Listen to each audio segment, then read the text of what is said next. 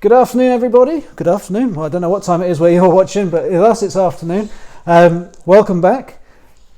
For those who haven't seen us, in our parlance, we are Teach and Worthy, and we're talking wellness. But for those who don't know us as Teach and Worthy, my name's David Williams. I used to be a teacher, that's why my nickname became Teach at the Rugby Club. Anyway, David Williams, Power of One Fitness, and I am a health and fitness professional who absolutely believes exercise is medicine, and that combined with good nutrition can lead you into a very happy place physically and mentally, which leads us into where Simon is. Hi everyone, I'm Worthy. My name's Simon Worth, so that was a very imaginative nickname. I am a wellbeing and performance mindset coach, and help people work towards goals, creating the life that they want to live. And also manage things like stress, anxiety, and depression. Back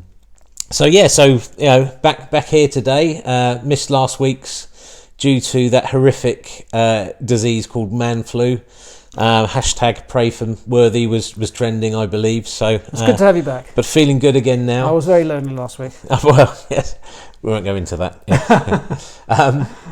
So I thought today we thought we'd have a chat about language, the words that you use, how those can be perceived, just in everyday life, for us working with clients, things like that.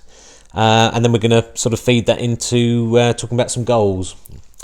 Did you want to kick us off? Yeah, it's interesting that you used hashtag pray for Worthy, because what brought this to my attention this week was it was a hashtag I used and I have been using for quite a while, and someone pointed out to me on my social media that I could be shaming people through use of that hashtag, and that was completely inadvertent on my part. The hashtag in question was get rid of your dad bod, and that was, as I explained in my comments to the person who raised it, was the use of that hashtag was more a statement about where I was and where I've come from to where I am now. Yes. And was using that then as a challenge maybe, or a cry to action, a call to action than a challenge, a call to action for others to join me and help get rid of the dad bod, which while maybe aesthetically is not a problem, from a health point of view is not the healthiest. And that was where I was going with that. But apparently it could be seen as... Yeah, it's a good example actually, isn't it? Because I think, I know you've known you for a number of years. I know what your intentions, certainly wouldn't have been to shame anybody. No. And, but I'm a dad. I have a dad bod, which clearly people would strive to achieve themselves. It's taken a lot of work. A lot of work, a lot of money. But in all seriousness, I think, after reading those comments, it could be perceived that using the words dad bod was suggesting that that was something that you don't want to have, and that all dads have a body that they need to work on. And as I say, it's what struck me there was the perception was very different from the intention. Yes. Yeah. And that's where I thought we could talk about today, and it would be interesting to talk about and just. And it's interesting. I think I've got for my business catalyst Wellbeing, I have a Facebook business page, and on that I asked a question. I said, "What do you think when you hear the term coach or life coach?" And it was really interesting the comments that came back about who does this person think he is or she is that they can tell me how to live my life, and it was great. It gave me an opportunity to write a blog and sort of address those things. But it's interesting how things are perceived, how words, phrases can be perceived. And I think for both of us, it's about none of us have the right to tell anybody what they should do or how they should live their life. So I think when we both in our individual sort of areas work with people, it's really about understanding somebody's motivation. What is it that they want? And again, this feeds into the goals sort of part of it. Really understanding what's your goal, Why is that motivating you? So if it is getting rid of the dad bod, well, why do you want to get rid of your dad bod? And really sort of drilling down as to why that motivation is there, and the same for me with goals. It's working on the coaching side of things. It's why do you want to achieve this? What's your life going to look like when that happens? And why will that make you happier? And I think on the goals side of things, if you really understand that really does help give you that motivation each day, each morning, to work towards them. Yeah. Again, as for us as coaches, being on very different sides of the health and well-being spectrum, although we're both on that spectrum, the choice of words and how we phrase questions is vitally important. I think. Absolutely. And so we touched on it in episode 1, where we talked about drilling down. I'm impressed that you can remember the things that we talked about in the different episodes, to be honest. Yeah, I've got a memory. About drilling down into the whys. What's important. So, and I talked about a client who wanted to be a certain dress size, or lose a certain figure on weight, and it was then why, what will that mean to you? Why is that important to you? And keep following that up, and keep questioning, keep digging down, keep on asking why. And there's a thing within coaching. I think you ask 5 whys. Yes, stems from a Japanese thing, didn't it? I think was it Toyota or something, or Honda maybe. About really to get to the crux of the problem, or to get to the crux of what it is you're trying to achieve, and and again, choice of language. So whether we're talking to somebody as a parent, as a coach, as a friend, use of certain words isn't actually very helpful. You should do this, or you should do that. Should is a horrible word. Yeah, or you have to do this, you have to do that. Actually, none of us have to do anything. We don't even have to obey the law, but there's consequences if we don't. And I've certainly found that working with some teenagers, young offenders. It's very easy to fall into that trap, saying you must do this, you must do that. And straight away people feel like that their back's against the wall and they're being told what to do. So I think to get somebody on board, it's really getting them, or helping them to understand the benefit of what it is that you're trying to work towards. Absolutely. And going back to what you touched on earlier in this conversation, is the power of words and how they can be perceived positively and negatively. And so the choice of words is vitally important. So, for example, now I have taken that hashtag away. Yes, yeah. And also I've changed the bio in my Instagram and other places. I used to say, on a crusade to rid the world of the unhealthy dad bod, which for me was a positive statement. For other people reading it was a negative statement. Yes. Because my definition and their definition and where we're meeting is not the same place. And so I've now changed it. Thank you for the comments, and thank you because I now believe I'm going to be more positive, and I've written it down as I'm helping people to be the best that they can be.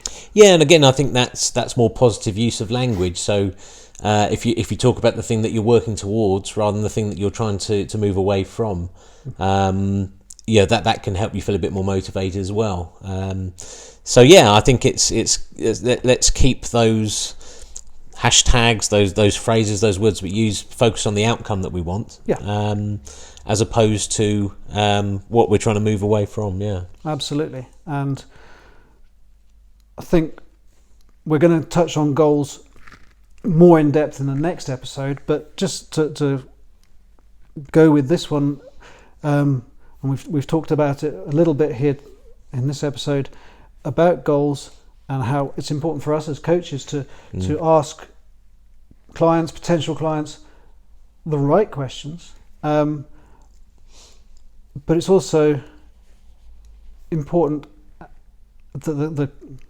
anybody out there, we've talked about the word should. Yes, a and legal I word. should lose so many pounds. I should fit into that pair of trousers. I should be eating this. I should be. Why? Who says? And that's the word. Going back to the perceptions and words and how important they are. Often, one of the favourite things that, if a client says to me, or they're beating themselves up, and I'm sure it's the same with you, is what would you say to your best friend? Oh yeah, absolutely. Yeah. What would you say to your best friend? Question used a lot. Yeah. I think we have a different perception of a particular situation if we're in it than if somebody that we care about's in it. So whatever it may be. But I think we're very harsh on ourselves. We lack a lot of. We can lack a lot of compassion for ourselves. Yes. And yet, if we were to I say our friend was to come to us saying, well, they feel like they shouldn't really come out because they feel overweight or they don't look good in a particular item of clothing, we'd be mortified of that. But when it's us at the centre of that, it can feel very, very difficult. Yeah, and I know through conversations that we've had before, you've mentioned that to me, and I think that's a brilliant way of looking at things. What would you say to your best mate? But then again, you've got to then validate that concern. You can't just laugh it off and go, "Come on, mate, it's rubbish," because they've obviously got a real concern. Yeah, that's it. And I think it's trying to understand why somebody feels a certain way. Again, keep questioning. Why do you believe that? What's happened in the past that perhaps makes you feel that way? And have you got any evidence for it? I mean, that's a great thing. Have you ever been out for dinner and everyone found you really boring and nobody wanted to talk to you all night? And things like that. So it's just helping to people understand, what's behind all these things. I think exactly. So you're helping them realise that the issue is there. You're saying you're validating the issue, but also at the same time, you're letting them know that the issue isn't as big as it possibly is. Yeah, and I think whatever somebody on the outside thinks, I think when we're in those moments ourselves, it doesn't matter whether somebody else thinks that issue's big or small. If it feels big to us, it's big. And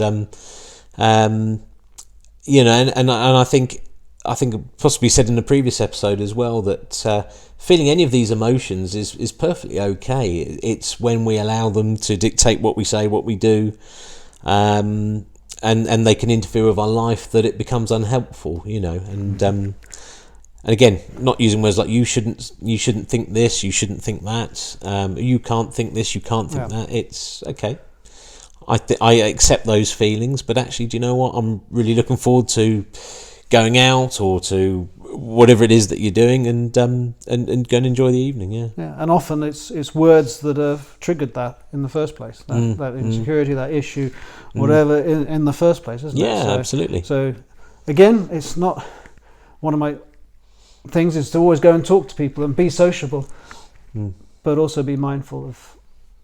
And I've in the last week I've been guilty of that, not verbally guilty, but typing guiltily. Yes, with the hashtag, with the hashtag, and so it's highlighted to me again the importance of words and the importance of perception of unintended words. Yeah, absolutely. And at the end of the day, we're all human. We all make mistakes, and sometimes we're going to upset people unintentionally, and sometimes intentionally. But that's okay. It's like everything. It's live and learn. But try and use words that perhaps are a little bit more positive.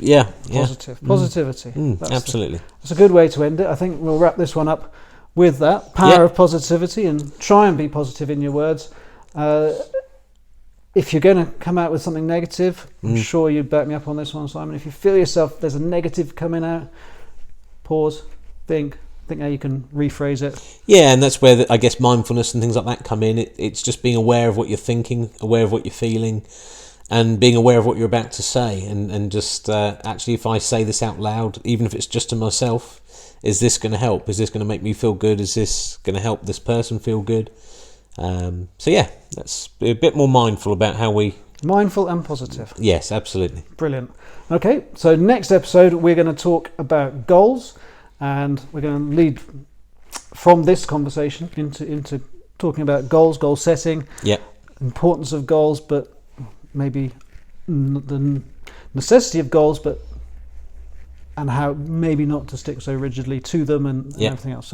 So we'll have a chat about that in the next episode, and we'll see you there. Thank you very much for watching. Thank you. And see you next time.